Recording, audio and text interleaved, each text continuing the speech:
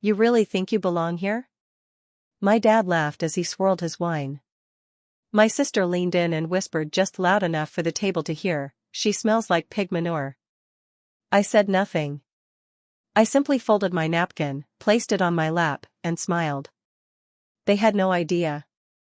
5 years ago, I left the city in disgrace. I was the weird farm girl who dropped out of college to raise pigs. My name was erased from family holidays and scrubbed from Christmas cards. But tonight they'd waited over a month for this reservation. They had no clue that the rustic fine dining experience they were bragging about on Instagram was mine. Then the restaurant manager approached, his voice calm but clear. "Welcome back, Miss Hannah. Your usual table is ready." Dad choked on his wine. That was the exact moment everything changed. And I'd waited 5 years for it. The beginning. I wasn't always the girl who made my father choke on his wine. Once I was just Hannah Clark, the middle daughter, the odd one out, the one who smelled like the wrong kind of ambition. Growing up in suburban Connecticut meant pressed uniforms, tennis camp, and dinner conversations about SAT scores and Ivy League schools. My older sister, Lillian, was everything my parents hoped for: straight-A student, Yale-bound, fluent in French by sophomore year. My younger brother was still being groomed for finance. And me? I liked pigs. Not as a joke, not in a kids love animals kind of way. I was obsessed. By 12, I knew more about rotational grazing and ethical breeding than most adults. While my siblings joined debate clubs, I volunteered at a small local farm. I spent my weekends mucking stalls, bottle-feeding runt piglets, and learning to tell the difference between acorn and barley feed blends. My mother once said I smelled uncivilized. At 14, I announced I wanted to raise heritage breed pigs and build a business from it, something clean, sustainable, honest. My dad didn't even look up from his Wall Street Journal. He just said, "That's not a real future. That's dirt in disguise." Lillian laughed. "What are you going to call it? Pig Princess Incorporated?" I went quiet, but inside I was already planning. The break. I went to college like they asked. A semester and a half later, I dropped out. The day I told them, my father slammed his fist on the dining table. "You're throwing away a legacy for manure," and my mother, always the colder one, stood up mid-sentence and left the room. From that moment on, I was erased. No more invitations, no birthday calls, not even a text when my grandmother passed. But I wasn't surprised. In the Clark family, love had always been conditional, and I had broken the conditions. I took what little savings I had and leased 5 acres in rural Vermont. It wasn't glamorous. I lived in a trailer. My boots were second-hand. The pigs were my only family. But for the first time in my life, I felt like I was doing something real. Even though I worked 16-hour days in freezing mud, even though I cried some nights because the silence felt bottomless, even though I sold bacon at farmers' markets for pennies, I never once wished I'd stayed. Deep down, I believed something they never did, that honesty, labor, and purpose could build something beautiful, even if it started with mud. The struggle. The early years were brutal. I started with 7 pigs, all rescues from a farm that had abandoned them in the middle of winter. I built shelter from salvaged wood and slept in the trailer beside them with a space heater that barely worked. Every dollar I made went to feed and vet bills. Every hour of rest felt like a stolen luxury.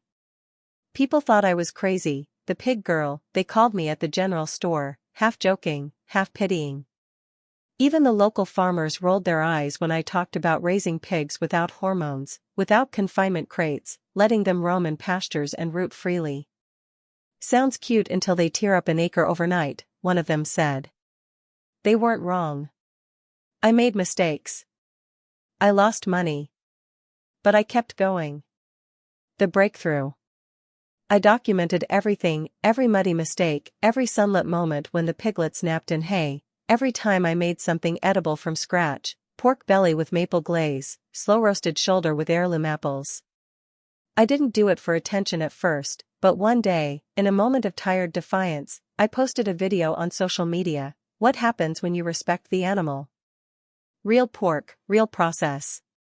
I filmed myself pulling fresh bacon from the smoker, plating it next to eggs from my neighbor's coop and greens I'd grown behind the trailer. I uploaded it and forgot about it. 3 days later, it had 2 million views. Suddenly, people wanted to know more, not just about the pigs, but about the food. How did you make that crackling so crispy? Where can I taste this? Do you sell it anywhere? An editor from a food blog reached out. Then a reporter from a regional magazine. Then came the email I couldn't believe. A small investor group out of Boston wanted to talk. They'd seen my content. They liked my values. They wanted in on something small, farm-to-fork rustic dining with a real story. Building the dream. I didn't know how to draft a business plan, but I knew how to build trust. I invited them to dinner right there at the farm under a string of hardware store lights and mismatched tables. I cooked 6 courses from scratch, all with my own pork. They signed the next day. That's how the Honest Pig was born. First, just a converted barn with 12 tables. Later, a full-fledged restaurant with a wait list. People drove hours to eat there. Some stayed the night in their cars. It was real. It was growing. I still mucked stalls every morning. But now, when I looked at my pigs, I saw more than survival. I saw a future, one built not in spite of the mud, but because of it. The empire grows. We opened the first official location of the Honest Pig 9 months after that backyard dinner. It wasn't fancy, just an old feed store we gutted and rebuilt with help from local carpenters and 3 college interns who believed in what I was doing.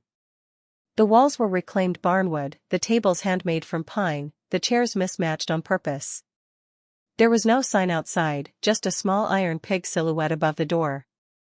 But what mattered was the smell.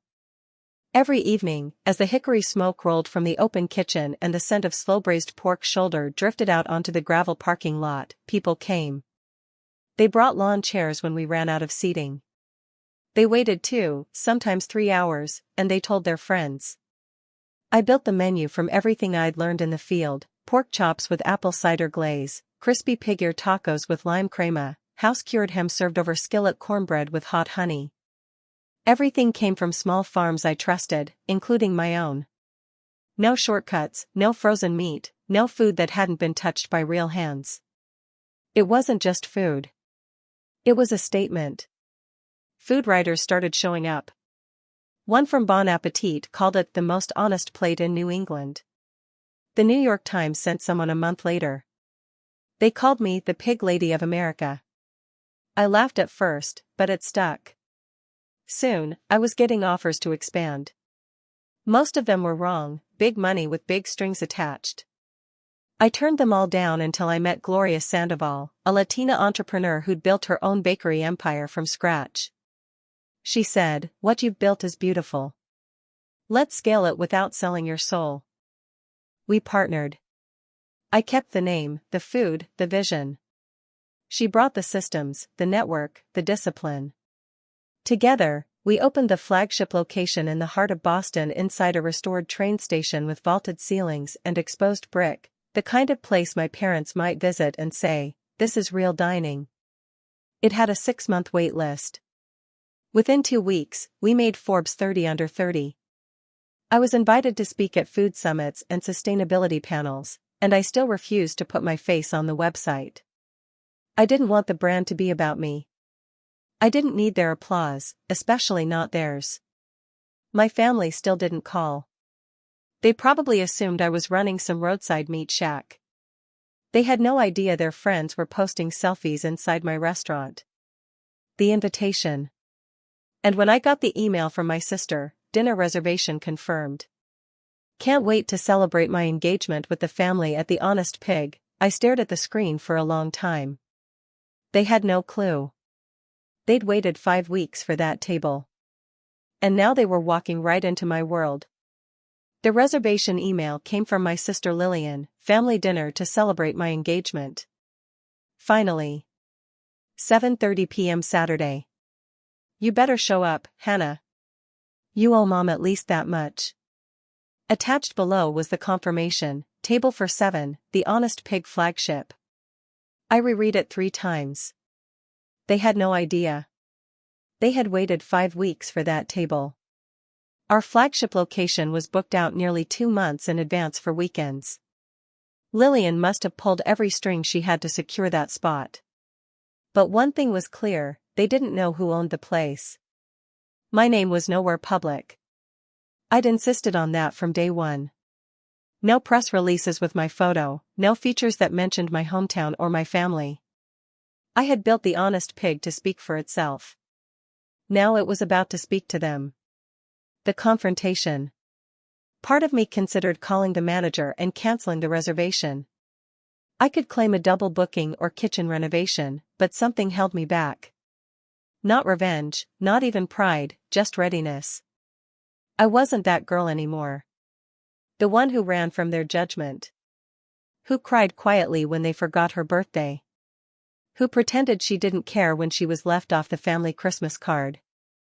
I had built something real, something loved, something good. If they were going to see me again, it wouldn't be at some awkward backyard reunion or polite brunch. It would be here, in my house, on my terms, surrounded by everything they told me would never amount to anything. I replied to Lillian's email 2 hours later, confirmed. I'll be there. I arrived 10 minutes early. Not through the staff entrance like I usually did. Not in my kitchen boots or with flour on my sleeve. I wore a clean denim dress, leather boots still dusty from the farm, and a faded corduroy jacket my pigs had once chewed a corner of. I didn't bother covering the scent of hay and smoke that clung to me. I wasn't here to pretend. The hostess smiled when she saw me. "Miss Hannah," she said quietly with a knowing nod. "Let them seat me last," I whispered, "just like any other guest." She understood. From the hallway, I could already hear the voices, my mother's clipped tone, my father's low hum as he read the wine list out loud like it was scripture. Lillian's high-pitched laugh bounced off the brick walls. I lingered near the sidebar, unseen, until the hostess gave me the cue. Then I walked in. The table fell quiet for half a second, just long enough for all eyes to land on me. Then my father chuckled. "You really think you belong here?" he said, shaking his head. I forced a smile. "Good evening, everyone." Lillian leaned toward my mother and said with an audible whisper, "She smells like pig manure." I didn't react. I pulled out the only empty chair and sat down. My boots made a soft thud against the hardwood. My hands were clean, but not manicured. My hair was brushed, but still held a slight frizz from the barn air. I looked exactly like myself. "You could have dressed up a little," my mother murmured behind her champagne flute. "This is my version of formal," I said, pouring myself water. "I hope you can at least afford dinner," my father added with a grin. "This place isn't cheap." I nodded politely. No one asked how I'd been. No one said, "Nice to see you." To them, I was still the girl who threw her future into a pigsty. And yet they had waited 5 weeks to sit at this table. 5 weeks to dine in a place I had built. They just didn't know it yet.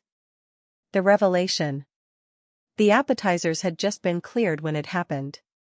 We'd gotten through a shared plate of pork rillettes, my own recipe, and maple-glazed bacon flatbread. They had no idea they were critiquing my creations. My mother pushed aside the pickled onions. Lillian scraped off the crackling. My father asked if the bacon was too thick for modern plating. I let them. Then Marcus appeared. He was our general manager, polished, calm, and sharp as a carving knife. He approached our table with his signature grace, holding a leather folder in one hand. "Excuse me," he said, voice warm but composed. "Is there a Miss Hannah Clark at this table?" My father frowned. "Why?" he asked, immediately defensive. "Is there a problem?" Marcus turned to me, ignoring the question. Then he smiled. "Welcome back, Miss Hannah. Your usual table is ready in the side dining room. Would you like me to bring over the investor's wine list now or after your walkthrough?" Silence. Lillian blinked first. My mother's hand froze midair.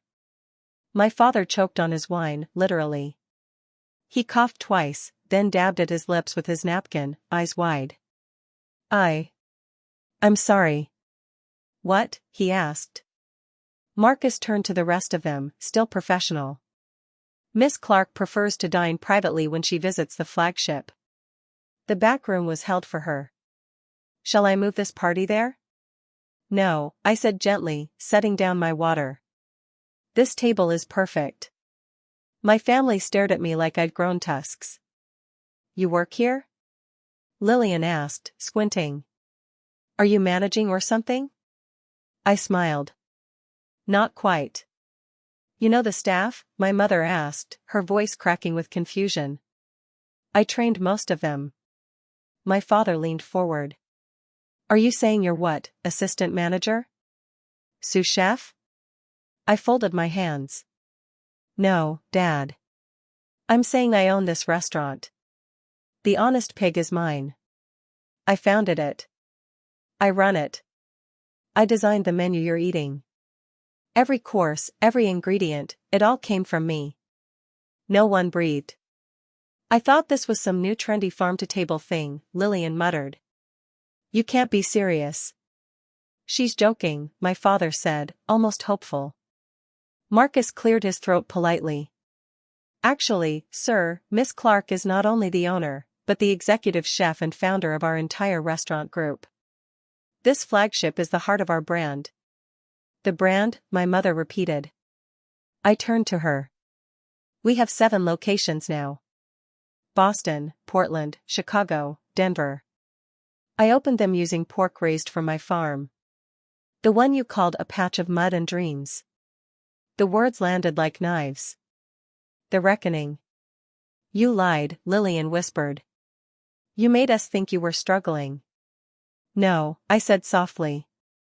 You assumed I was. But why? My mother asked, blinking fast. Why wouldn't you tell us? I looked around the table at the people who had once decided I was only worth loving if I played by their rules. Because I wanted to see who you were when you thought I had nothing, I said. And now I know. Marcus, still standing by, spoke again. Chef Miranda would like your opinion on the heirloom rib rub, Miss Clark, before the team finalizes the spring menu. I stood. I'll be back shortly, I said, adjusting my jacket. Enjoy the entree. It's a braised pork shoulder, my signature.